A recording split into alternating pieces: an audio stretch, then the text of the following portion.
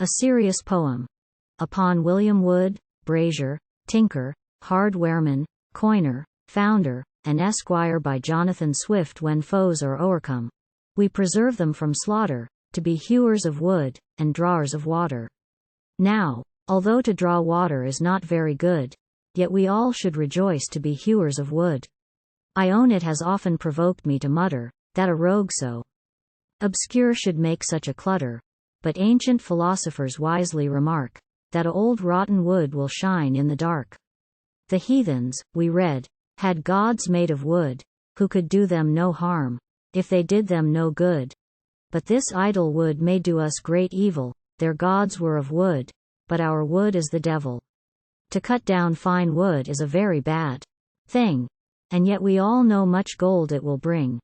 Then, if cutting down wood brings money, good store our money to keep, let us cut down one more. Now hear an old tale. There anciently stood, I forget in what church, an image of wood. Concerning this image, there went a prediction, it would burn a whole forest. Nor was it a fiction. 'Twas cut into fagots and put to the flame, to burn an old friar, one forest by name. My tale is a wise one, if well understood. Find you but the friar, and I'll find the wood. I hear, among scholars there is a great doubt, from what kind of tree this wood was hewn out. Teague made a good pun by a brogue in his speech, and said, by my shoal, he's the son of a beech. Some call him a thorn, the curse of the nation, as thorns were designed to be from the creation. Some think him cut out from the poisonous yew, beneath whose ill shade no plant ever grew. Some say he's a birch, a thought very odd, for none but a dunce would come under his rod.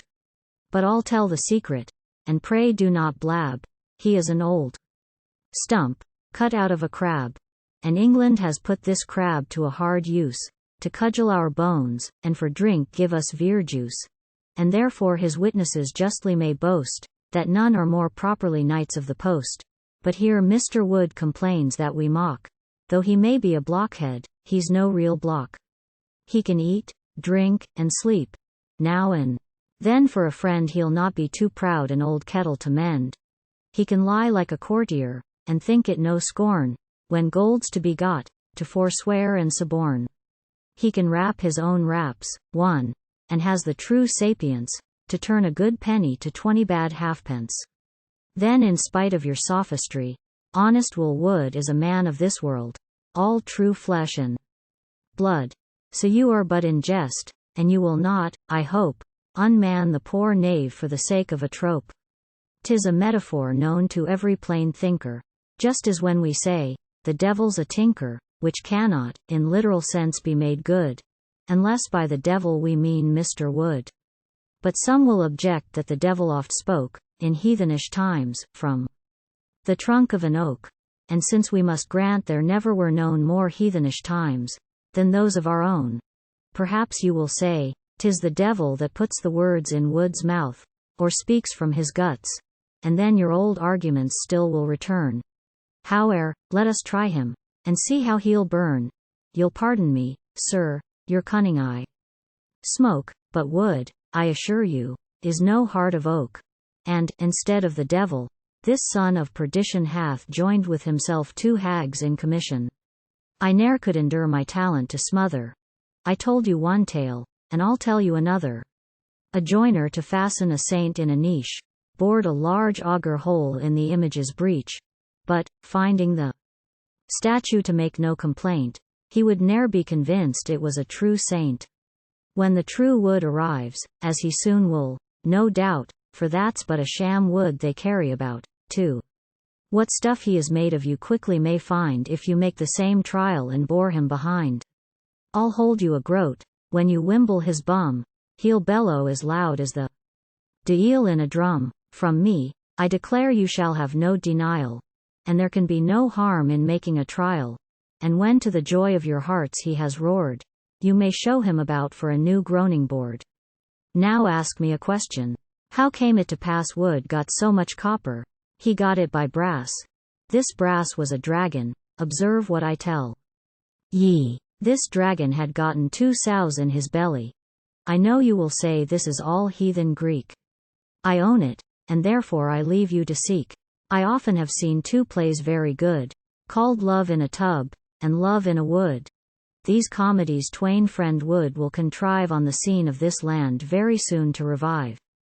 First, Love in a Tub, Esquire. Wood has in store strong tubs for his raps, 2,000 and more. These raps he will honestly dig out with shovels, and sell them for gold, or he can't show his love else. Wood swears he will do it for Ireland's good, then can you deny it is love in a wood? However, if critics find fault with the phrase, I hope you will own it is love in a maze.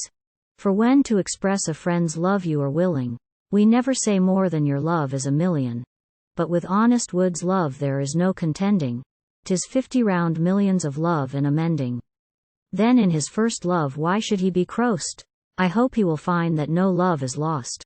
Hear one story more, and then I will stop. I dreamt. Wood was told he should die by a drop. So methought he resolved no liquor to taste, for fear the first drop might as well be his last. But dreams are like oracles, 'tis hard to explain 'em. For it proved that he died of a drop at Kilmainham. 3. I waked with delight, and not without hope, very soon to see Wood drop down from a rope. How he, and how we at each other should grin, 'tis kindness to hold a friend up by the chin. But soft, says the herald, I cannot agree, for metal on metal is false heraldry. Why that may be true, yet wood upon wood, I'll maintain with my life, is heraldry good.